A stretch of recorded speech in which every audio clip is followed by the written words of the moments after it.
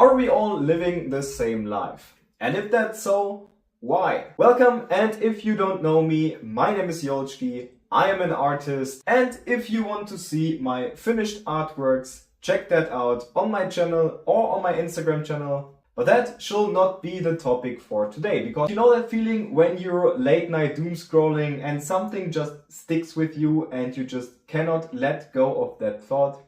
That was exactly why I just did some research on that topic and came across 5 very interesting points about that theory. Today I want to speak with you about a video about a philosopher called René Girard.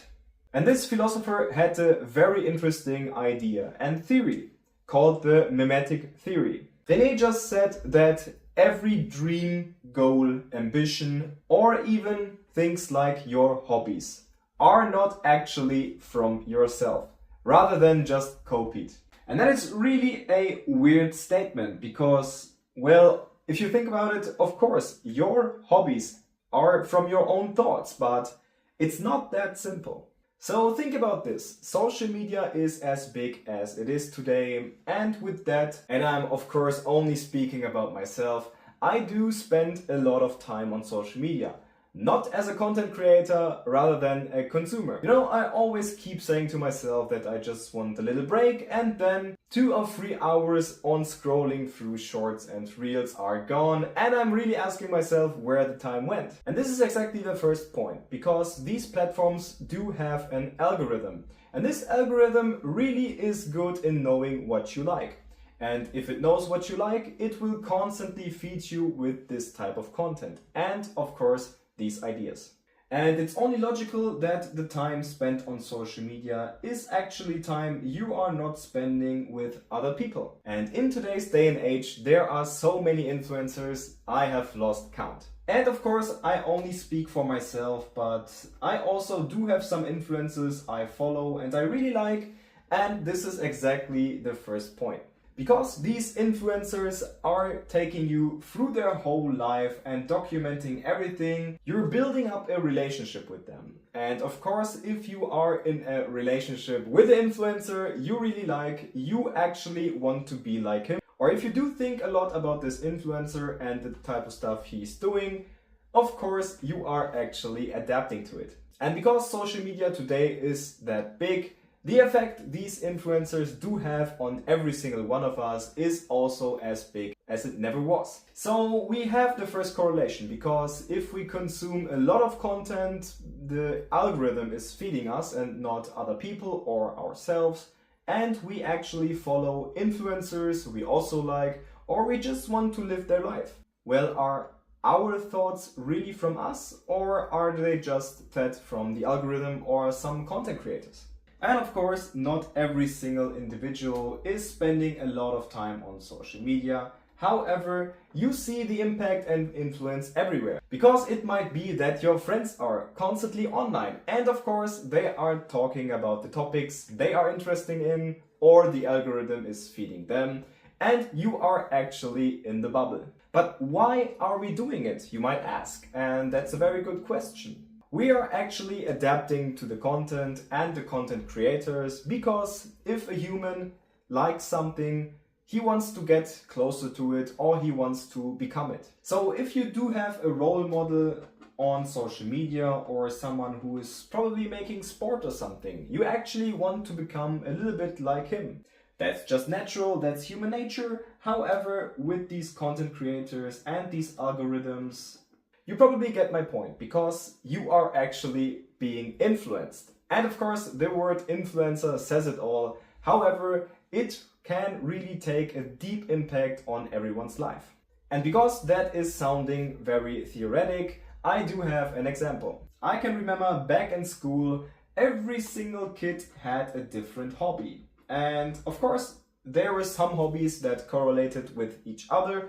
However, everyone was into something different, and you really had to find something you are both interested in, and it wasn't really that easy.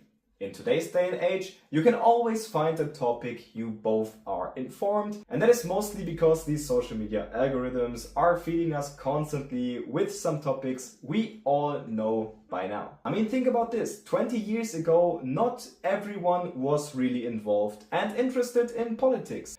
Today, you can really watch every single one has an opinion on politics and also quite speaks a lot about this. And because we all feed ourselves with the things the algorithm wants us to see, you actually think about this, and what you are thinking about is actually becoming a part of you.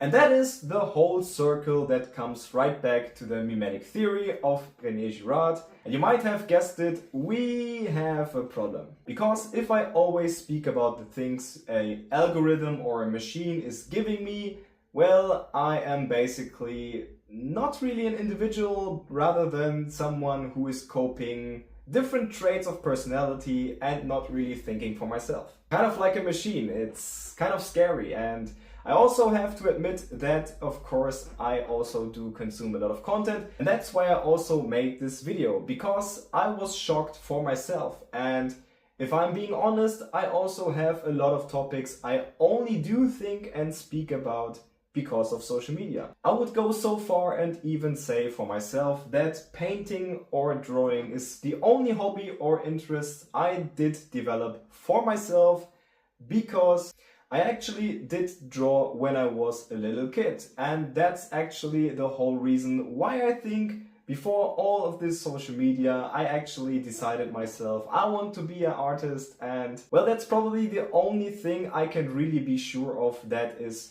really my own thought and myself, which is really scary. I just have to admit it again. But it wouldn't be a good video if I wouldn't have a solution, right?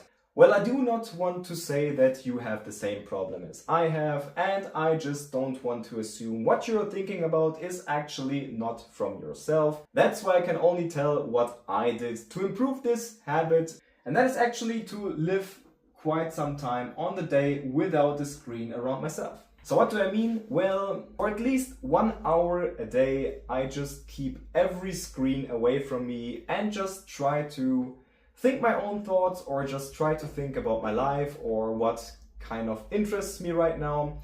And it is really boring. But I really did realize that boredom is the key to actually success and actually sort your thoughts, because if you are not consuming content, you do have ideas that are popping up in your own head.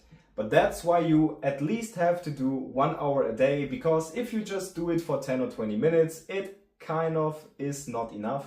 And like I said, I did that for 2 weeks right now. For at least 1 hour a day, I keep every screen away from me and just don't try to do anything else, rather than just think and reflect about my own life.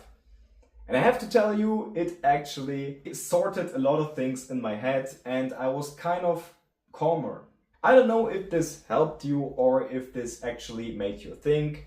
I can only hope that at least this video entertained you, and I would really glad to hear your thoughts about this. So comment down below if you ever thought about something like this, or if you actually think that social media could be a bigger problem or risk than we actually realize. But that's for today, and if you want to see the full result, you can check out my Instagram. And with that said, I hope we see us in the next video. Peace.